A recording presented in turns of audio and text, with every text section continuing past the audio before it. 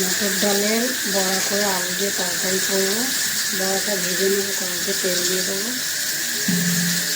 তেল গরম হয়ে গেছে, এবার ছোটো ছোটো করে আমি বড়াগুলো দিয়ে ভেজে নেব।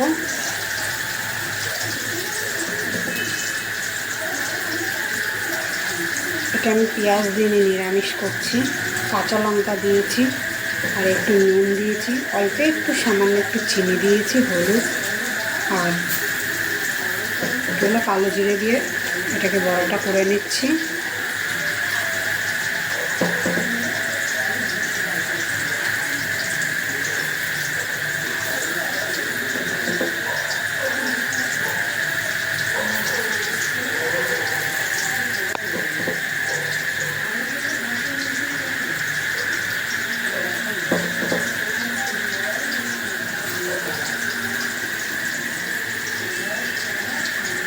এইভাবে আমি সব বড়াগুলো ভেজে নেব। বড়া এদিকটা হয়ে গেছে, এবার ওদিকটা উল্টে দেবো।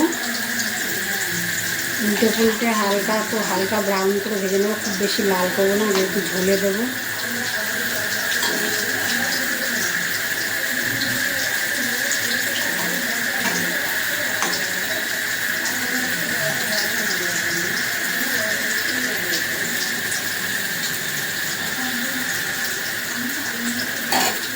বড়াটা ভাজা হয়ে গেছে, আবার তুলে নেবো। এর থেকে বেশি লাল করবো না,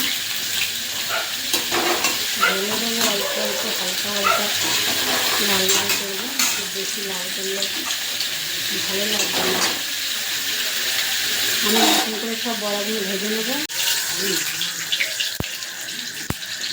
সব বড়াগুলো ভেজে নিয়েছি বা কালো জিরার তেজপাতা তুলে দিয়ে দিয়েছি। এই যে বড়া সব ভাজা হয়ে গেছে, সেটা দিয়ে আলুটা দিয়ে দেবো। নুন আর হলুদ দিয়েছি অল্প করে আলুর মধ্যে। আলুটা একটু লাল লাল করে ভেজে নেবো। আলুটা ভাজা হয়ে গেছে, তুলে নেবো।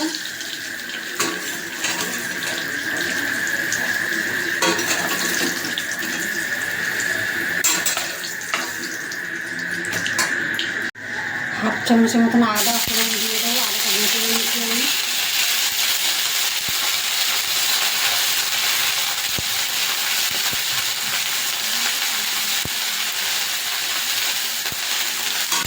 এখানে একটা ছোটো সাইজের টমেটো দিয়ে করে গ্রেট করে নিয়েছি, এটা দিয়ে দেবো। তার মতো নুন দিয়ে দেবো।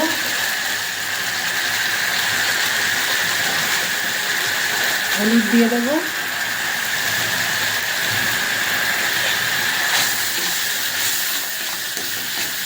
কাঁচা পাকা লঙ্কাটা বেটে নিয়েছি, দিয়ে দেবো।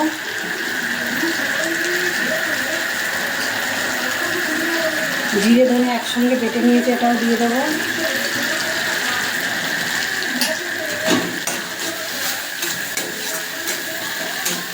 মশলাটা ভালো করে কষিয়ে নেব।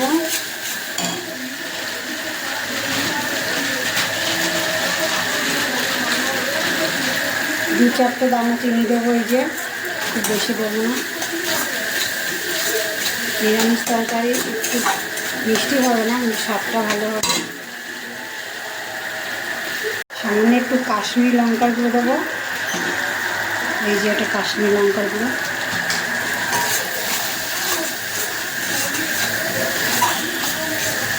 একটু জল দিয়ে দেবো।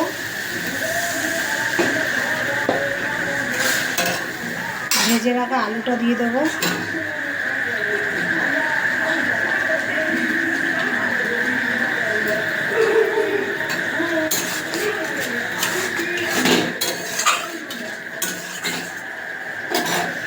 মশলা দিয়ে যে আলুর সাথে কষানো হয়ে গেছে ভালো করে, এবার জল দিয়ে দেবো। জলটা দিয়ে দিলাম।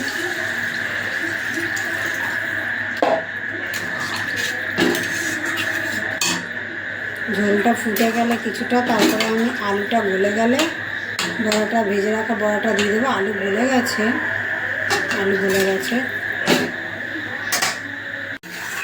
ঝোল ফুটে গেছে, ভেজে রাখা বড়াটা দিয়ে দেবো।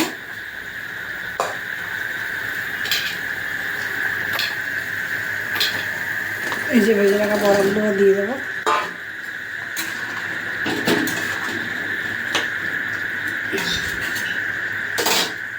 এই যে বন্ধুরা দেখো, মটর ডাল দিয়ে বড়া করেছি, আমি আলু দিয়ে তরকারি করেছি, হয়ে গেছে। এবার নামিয়ে দেবো, ঝোল অনেকটা বসে যাবে। এই যে বন্ধুরা হয়ে গেছে, মটর ডাল দিয়ে আমি বড়া করেছি, বড়া করে আলু দিয়ে তরকারি করেছি। ভালো লাগলে একটা লাইক কমেন্ট করে দেবেন আর সাবস্ক্রাইব করে দেবেন। গরম